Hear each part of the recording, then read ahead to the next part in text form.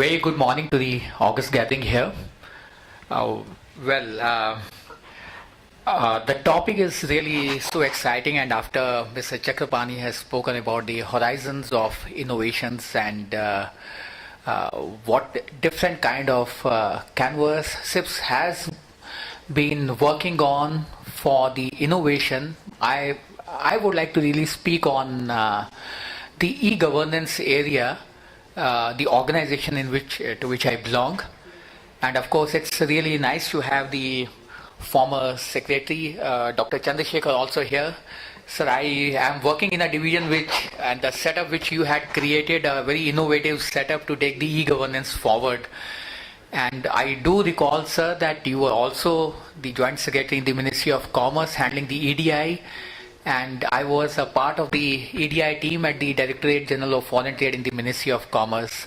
And the topic of innovation becomes very exciting when I really try to connect the type of experience I had in the foreign trade sector in the Ministry of Commerce and now in the e-governance.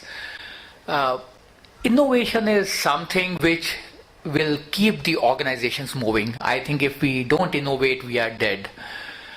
Long back, we thought of innovation because we wanted to survive, we wanted to have the necessities with us, the products which could make the common man happy, but slowly we realized that it was not only the needs which can come from innovation, but really the wants and the desires and the comforts. So we really moved into that kind of a realm of innovation, and at that point of time our focus was more onto the products, the tangible products. But as we moved on further, moved on to a knowledge society, to a service-oriented society, the concept of innovation becomes a little more pervasive, because then it creates more impact on the lives of people, on the organizations, and I think it becomes much more meaningful when we really look at innovation, and more challenging when we look at innovation from the perspective of a service provider, government, business, and the other stakeholders, the social innovators, the non-governmental organizations, civil society at large. And then when we try to connect the perspectives, the expectations of the civil society, the government, how really innovation can help us achieve developing products on a shop floor, within the factories, but then making that kind of a service available to the citizen, empowered kind of a choice to a citizen to conduct his business and his process very effectively and efficiently with government. I think that becomes a key. In fact, when I was working in the Ministry of Commerce, most of the time the challenge before the government was that how do we really innovate the foreign trade policy? The bottom line in innovation in terms of policy modulation is that we are member of many international agreements. If we are a part of the WTO system, there is a bottom line. We cannot innovate beyond a point. We have to have the test of compatibility with these kind of structures.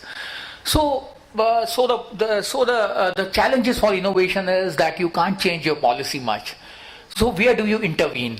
You come to the product sector. There's a lot of saturation which has come in because over the last many decades, a lot of things have happened in the manufacturing sector in terms of innovation, and the plateau graph is reaching, the saturation is reaching, and it has probably reached in many sectors.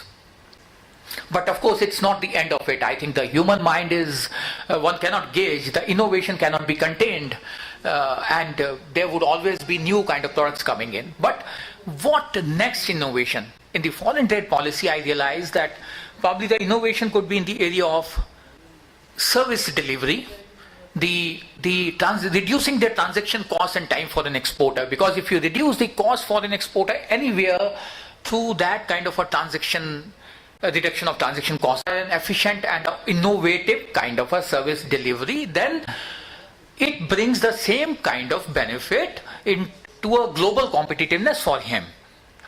So when we took that challenge, the concept of having e-governance in the international trade sector for exporters became very challenging.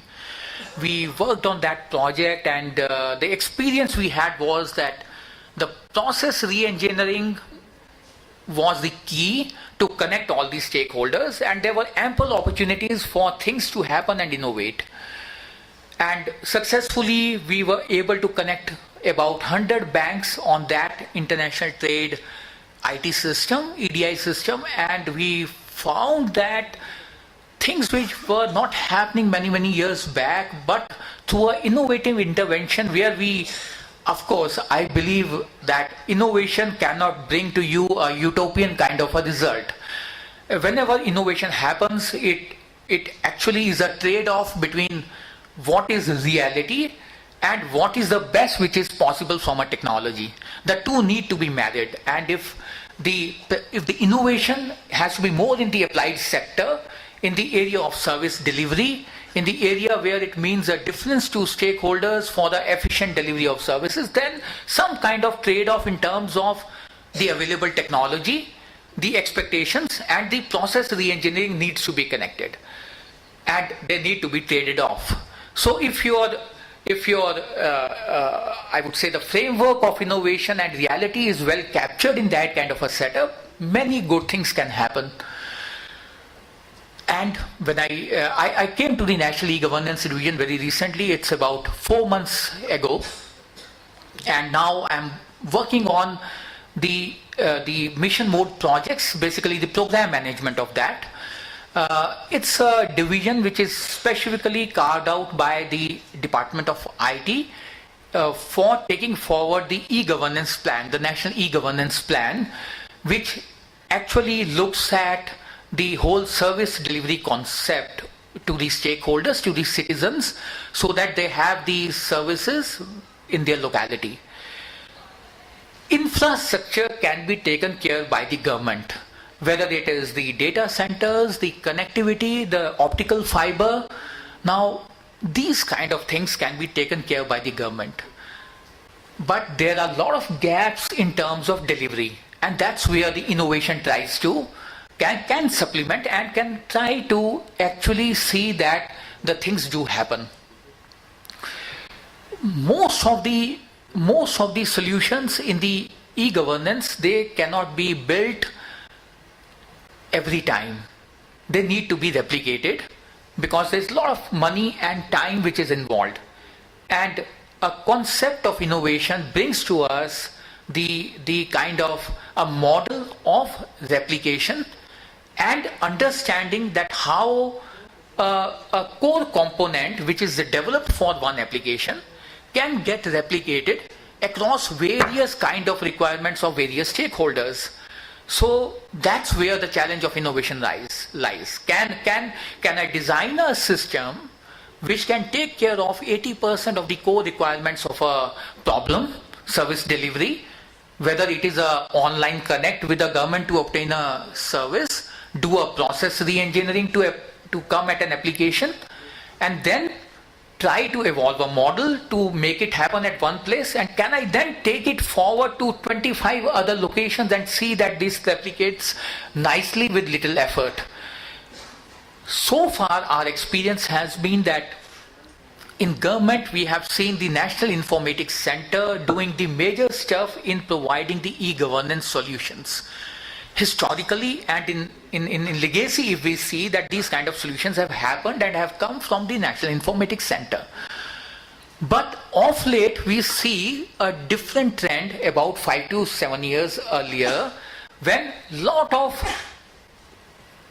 private sector industries, software service providers have tried to come in and provided solutions.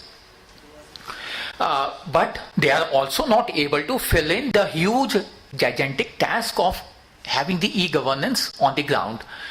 We require now the small and medium enterprises and also the social innovators to come in and play that role of innovation to see that how these components of e-governance can come up and can be replicated for a mega impact for an e-governance.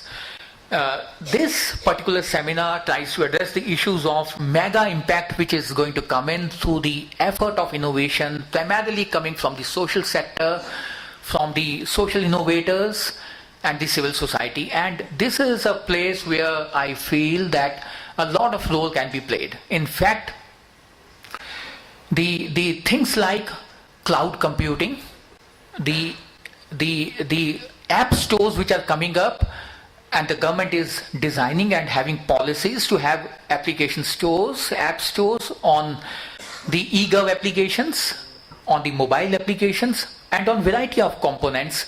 That actually provides a place for innovation and putting these components for replication across the country. I was fortunate that in the last 3-4 months when I came here, I had the opportunity to get engaged in one of the important meetings which the Prime Minister takes for taking forward the National E-Governance Program. So when I got associated, a lot of things actually came up in terms of how do we upscale the national e-governance. One of the points which came up during discussions, of course, outside this committee and in discussions with us, industry has come up saying that what is the kind of structures and policies which DATI and e-governance division can actually come up with to have the innovation facilitated from the small and medium enterprises. In fact, so the suggestion came from NASSCOM. How do we get these small and medium enterprises get in and play a role of an innovator to get these components and see that the whole industry becomes vibrant. The challenge for e-governance is huge, and I think government as a stakeholder cannot fulfill this target. It requires a lot of hand-holding and specifically the hand-holding through innovation. Technologies can come up from variety of places, from big industries. They can be imported. There could be joint collaborations, joint R&Ds to have this kind of a thing. But innovation, especially from the social innovators, can come in addressing and in actually making a understanding the process important from a citizen's point of view and getting into that kind of a stuff. So these are some thoughts which come to me, which I wanted to share, and there could be many more.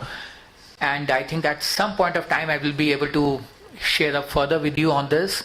But let me just conclude saying that the scope of innovation in e-delivery for e-governance is huge, and there are a lot of challenges. And in the National E-Governance Division, we do look forward to interactions with everybody who can actually come up with solutions, and we can see that it can be then taken up in a more kind of a policy and a more framework kind of a mode, and we can help not only the innovator but also take it across all the players. I wish all success to this seminar, and with so much of learned people around, I think it's going to be a great day. Thanks very much.